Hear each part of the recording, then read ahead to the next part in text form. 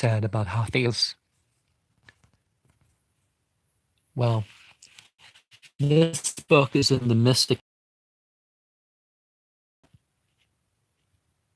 So Gertrude Bell is the translator, and there's a text by various other individuals. I don't even know what his name was, a nickname, Hafiz, because he was a Quran memorizer.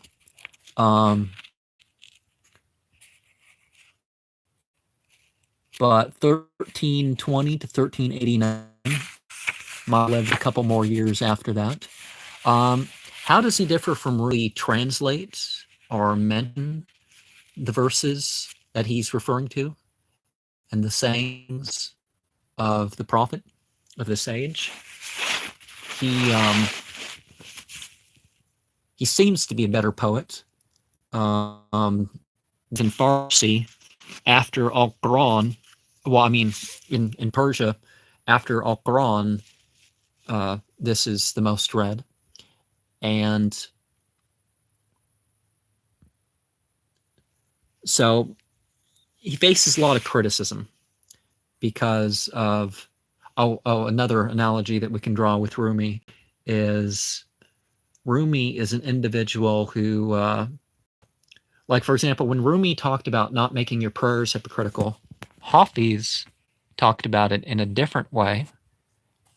And this different way was not making your prayers hypocritical by not allowing yourselves to be filled with them.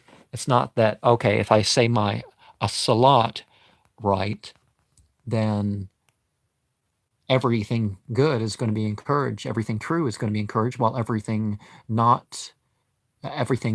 wrong is going to be discouraged thereby, and thereby, if any of that's part of my life, then I am, at least to a degree, making my prayers hypocritical. Hafiz uses the way, well, if you're not full of the emotion and the knowledge that comes as a result of your prayers, then, well, that comes as a result, then maybe one is being hypocritical. The mentions of wine, women, and song, and various other things, to those who aren't paying attention or aren't informed, may come to the wrong conclusions. And that's part of why, I guess, in the masjid, you don't really have the mention of poetry, and the Sufis go off and in their meetings, that's where they may share of such things. And it's thought that most of his material was destroyed. I don't know if this is a complete translation of all of them. There's certainly one that most don't believe is a Hafiz poem that is translated herein. It's very difficult to translate poetry and get the things, and it certainly takes a higher degree of poet to render his own literary beauty without,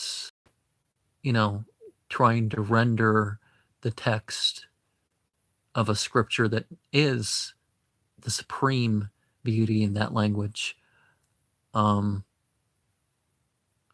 So wine would be that ecstasy of the spiritual life. The cupbearer would be the spiritual teacher. The tavern would be a masjid, or it would be a place where people meet to go over the spiritual teachings and to enact the spiritual practices. Particularly what in the East would be called leelas. The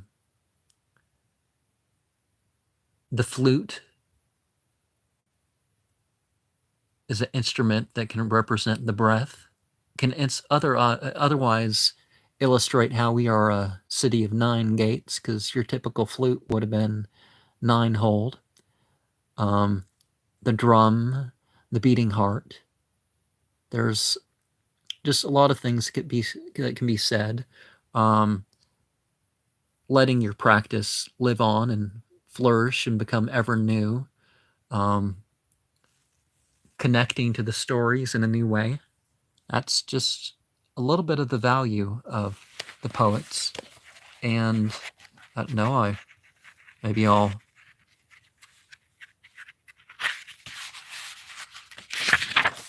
share the titles.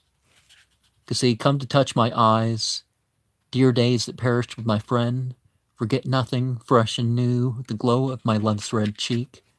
Hafiz can lose no more. Hafiz's melody consoles weary hearts. Hafiz, your heart. The heart is a sea of sorrow. I can't help but think of the Alice in Chains song right now, but hidden love's wisdom, kisses sweet, like dark mines where rubies are hidden. Certainly, we have to be prepared to go into the depths of our souls, in the darkness, in the silence, in what's considered boring, the difficulties of life. Love at least exist. Love drunk, we inherit paradise. Love less easy, no lover of hypocrisy, no reproach for the drunkard. Please take care of my heart. Praise for the end of care. Radiance draws the moth's desire. Vain to seek the key to the hidden. What pain is worth? Where's my ruined life? Where the true spiritual passion lies. Whispered prayers, who knows what will. Wine for a thirsty world. Hafiz responded to nobility. He tried to guide people through his poems. He responded to life and death and marriage and all sorts of things. And first lines of poems we have, and if there's any comments and questions, this is probably going to be it after I'm done with this. Arise, O cupbearer, rise, and bring the days of absence and the bitter nights. A flower-tinted cheek, the flowery close. Forget not when dear friend to friend returns from out on the street of so and so. Hast thou forgotten when thy stolen glance, the jewel of the secret treasury, lady, thou hast my heart within thy hand. Last night I dreamt that angels stood without, lay not reproach at the drunkard's door. My friend has fled, alas, my friend has fled.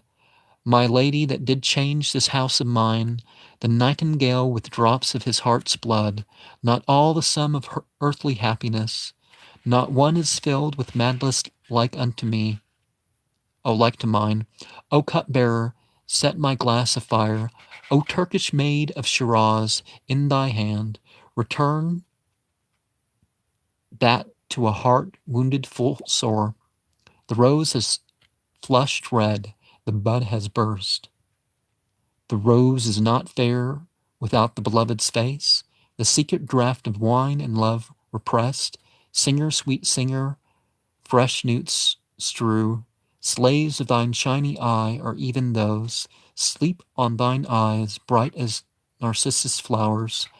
What is wrought in the forge of the living and life? Where is my ruined life, and where the fame? Wind from the east, O lapwing of the day. So remember to have your own experience, develop your own understanding, and acquire knowledge and have deeds for your own sake. I mean, not for your own sake. On your own. Be ready to give all if necessary, but as is best. And as your typical Sufi would say, Assalamu alaikum wa rahmatullahi wa barakatuhu. May the peace, mercy, and blessing